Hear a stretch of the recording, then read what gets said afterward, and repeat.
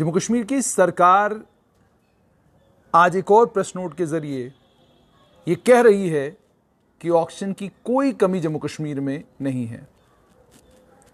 यानी इशारा इस और दिया जा रहा है कि गवर्नमेंट मेडिकल कॉलेज जम्मू में जो अमवात हो रही हैं या जो मौत के फिगर दिन ब दिन आपको बढ़ते हुए नजर आ रहे हैं, उसके पीछे ऑक्सीजन की कमी नहीं है। हैरानगी की बात तो यह है कि जम्मू कश्मीर की सरकार को किसने कहा कि ऑक्सीजन की कमी के बारे में कोई शिकायत कहीं से मौसूल हुई है। एस्कॉम्स बत्रा, वहां पर एक दिन ऑक्सीजन को लेकर हंगामा हुआ, वो दृश्य वायरल हुए और उसके फौरन बाद डिवकॉम जम्मू ने, डीसी जम्मू ने और एमडी एनएचएम तीनों ने इसमें इंटरवीन किया। इंटरवेंशन के बाद एस्कॉम्स बत्रा को सिलेंडर मिले और सिलेंडर मिलने के बाद 6 घंटे और 8 घंटे के अंतराल में ही एस्कॉम्स बत्रा के प्रिंसिपल डॉक्टर पवन मल्होत्रा ने यह कहा कि अब एस्कॉम्स में ऑक्सीजन की कोई कमी नहीं। और उस दिन से लेकर आज के दिन तक हमने ऑक्सीजन को लेकर वहां कोई शोर नहीं सुना। गवर्नमेंट मेडिकल कॉलेज में ऑक्सीजन की सप्लाई इंटरप्ट होती है क्योंकि लाइनों में कोई दिक्कत है। उस इंटरप्शन को नर्सेज और वहां का टेक्निकल स्टाफ दूर करता है, यह भी हम सुन रहे हैं। लेकिन वहां से गवर्नमेंट मेडिकल कॉलेज से परिजनों ने या रिलेटिव्स ने या रिलेटिव जो अटेंडेंट है गवर्नमेंट मेडिकल कॉलेज के अंदर, उन्होंने इस तरह की कोई शिकायत की हो, वो भी सुनने को नहीं मिला। तो आखिरकार सरकार को बार बार ये प्रेस नोट निकाल कर ये बताने की जरूरत क्यों पड़ रही है कि ऑक्सीजन की जम्मू कश्मीर में कोई कमी नहीं। आज के प्रेस नोट में कहा गया है कि 26 नए ऑक्सीजन जनरेशन प्लांट्स जो हैं वो सेटअप किए गए हैं। 25,000 लीटर पर मिनट के हिसाब से ये ऑक्सीजन बनाएंगे और इससे अस्पतालों में ऑक्सीजन की सप्लाई बढ़ेगी। यह भी कहा गया पिछले कुछ दिनों में 26 नए ऑक्सीजन जनरेशन प्लांट जो है यूनियन टेरिटरी में सेटअप किए गए। इससे पहले 21 ऑक्सीजन जनरेशन प्लांट 14,000 लीटर पर मिनट कैपेसिटी वाले जो हैं हमारे पास ऑलरेडी थे।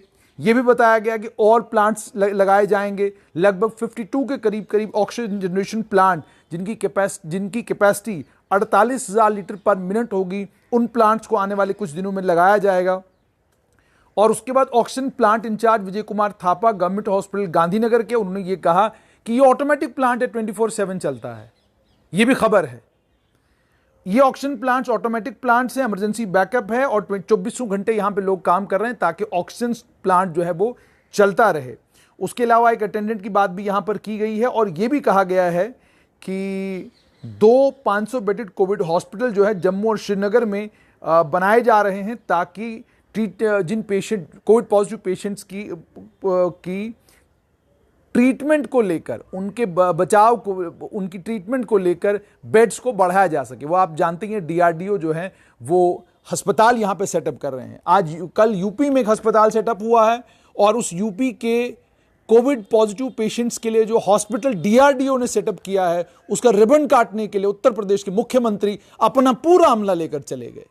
यानी कोविड-19 की इस महामारी के बीच में जहां दिन ब दिन हर दूसरे दिन आपको मौत का आंकड़ा ज्यादा बड़ा मिलता है, उसके बीच में भी रिबन काटना जरूरी है। और शायद हम एकमात्र ऐसा देश होंगे जहां पर रिबन काटने पर बड़ा फोकस है। चाइना ने कोविड-19 की लड़ाई में बड़े से बड़ा अस्पताल बनाया, लेकिन रिबन काटने के लिए वहां कोई गया हो, कोई फोटो वायरल नहीं हुई। अमेरिका में इतने सारे हॉस्पिटल्स हैं, टेम्परेरी इतनी सारी अरेंजमेंट्स की गई, लेकिन वहां कोई रिबन काटने गया हो, यह देखने को नहीं मिला। लेकिन हमारे देश में रिबन काटने की परंपरा जो है ये जा नहीं रही है। और अब थोड़ा सा आपको एक और जानकारी दें कि कोविड-19 के कारण डॉक्टर्स जो इस कोविड-19 में फ्रंटलाइन वॉरियर्स हैं, जबरदस्त स्ट्रेस और परेशानी का शिकार है। यंग डॉक्टर जबरदस्त स्ट्रेस और परेशानी का शिकार है। पेशेंटों का लोड गवर्नमेंट मेडिकल कॉलेज में बढ़ाया जा रहा है। 525 बेड कर दिए गए हैं। ऑक्सीजन कंसंट्रेटर के ऊपर पेशेंट को रखना पड़ जाए, लेकिन हम जो है बेड्स बढ़ाते रहेंगे। साफ तौर पर यह कि कोविड पेंडेमिक की जब पीक थी जम्मू में पिछली बार मार्च 2020 के बाद जब पीक आई, पीक के बाद जब कोविड-19 लगभग यूं लगा कि खत्म हो गया और लोगों ने क्या, हमने भी एसओपीज को वायलेट करना शुरू किया, मास्क नहीं पहने। वो जो टाइम मिला था बीच में, उस टाइम में ये ऑक्सीजन जनरेशन प्लांट नहीं लगे, उस टाइम में वो सारे काम नहीं किए गए जो सारे काम करना जरूरी थे। आज 500 बेडेड हॉस्पिटल डीआरडीओ कब तैयार करेगा, उस पर सरकार जबरदस्त तरीके से चिंतित है। लेकिन हमें इन अस्पतालों की जरूरत पड़ सकती है। मेडिकल इंफ्रास्ट्रक्चर हमारा चरमराया हुआ है, हमारे पास मेडिकल इंफ्रास्ट्रक्चर के नाम पर कुछ भी नहीं है। ये सब चीजें मानकर अगर कोविड-19 की पीक के बाद जो थॉ था, जो बीच में एक पीरियड मिला था, उस पीरियड में बजाय डीडीसी के चुनाव कराने के, बजाय बाकी रैलियां कराने के, तमाशे कराने के, अगर फोकस इस चीज पर रखा होता कि जितने ज्यादा अस्पताल फंक्शनल किए जा सकें, जितने ज्यादा ऑक्सीजन प्लांट जल्दी से जल्दी लगवाए जा सकें। टेंडरिंग आज भी जम्मू कश्मीर में एक बहुत बड़ी बीमारी है। इसीलिए आपके पास गवर्नमेंट मेडिकल कॉलेज में वो प्लांट जो लगना था, जिस प्लांट से गवर्नमेंट मेडिकल कॉलेज को ऑक्सीजन के लिए सिलेंडर्स की जरूरत लगभग ना के बराबर पड़ती, वो प्लांट अभी तक फंक्शनल नहीं हुआ। क्यों नहीं हुआ? टेंडरिंग में ये पंगा है जी। अभी टेंडर हुआ है, टेंडर में बिड फलाने ने दी है, प्लांट जो है वो बाहर से आना है, ये होना है, वो होना है। मतलब इन्हीं कहानियों में जो है आपने सारे का सारा वक्त गुजार दिया और उसका नतीजा आज ये है कि आज सुबह भी खबर आई गवर्नमेंट मेडिकल कॉलेज से कि 20 लोगों की जान गवर्नमेंट मेडिकल कॉलेज में ओवरनाइट कोविड-19 के कारण गई है।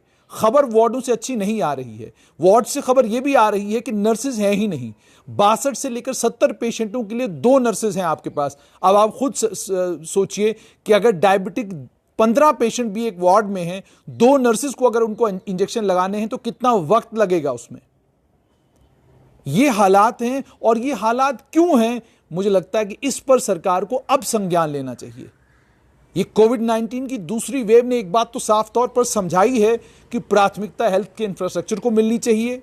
प्राथमिकता होनी चाहिए थी कि जल्दी से जल्दी हम अपने जितने भी शहरी हैं उनको हम लोग वैक्सीनेट करें, लेकिन प्राथमिकताएं कुछ और थी।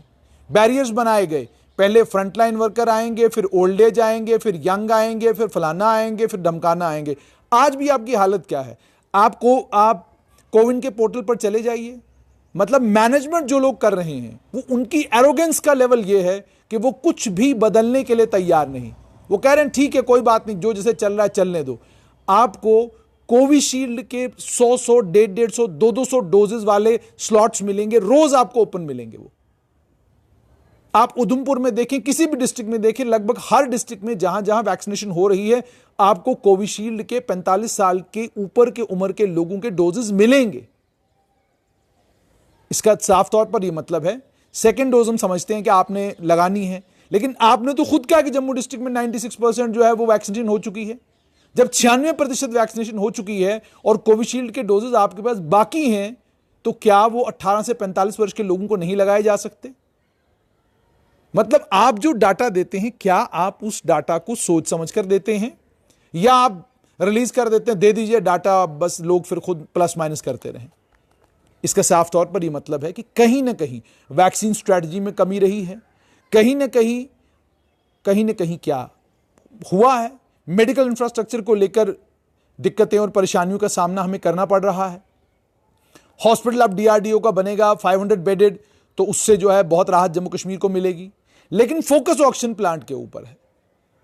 सरकार को ऑक्सीजन प्लांट के ऊपर फोकस को अब हटाना चाहिए और फोकस करना चाहिए कि किस तरीके से गवर्नमेंट मेडिकल कॉलेज जम्मू के डॉक्टर्स की, पैरामेडिक्स की, वहां की मैनेजमेंट की मदद की जाए ताकि लोगों की कीमती जानों को बचाया जा सके। बेड कैपेसिटी बढ़ाने से कुछ नहीं होने वाला। जब तक बेड के साथ में बाईपैप या जो भी इक्विपमेंट या जो भी चीज डॉक्टर्स कह रहे हैं जो उनको चाहिए, जब तक वो वहां उनको मिलेगा नहीं, तब तक सिनारियो में कोई बड़ा बदलाव आए वो मुमकिन नहीं है। आपको सिर्फ ये करना पड़ेगा कि 17 के बाद आपको 31 मई तक इस लॉकडाउन को एक्सटेंड करना पड़ेगा। सरकार अगर अभी भी सुध ले तो वक्त अभी भी संभाला जा सकता है, लोगों की जान अभी भी बचाई जा सकती है।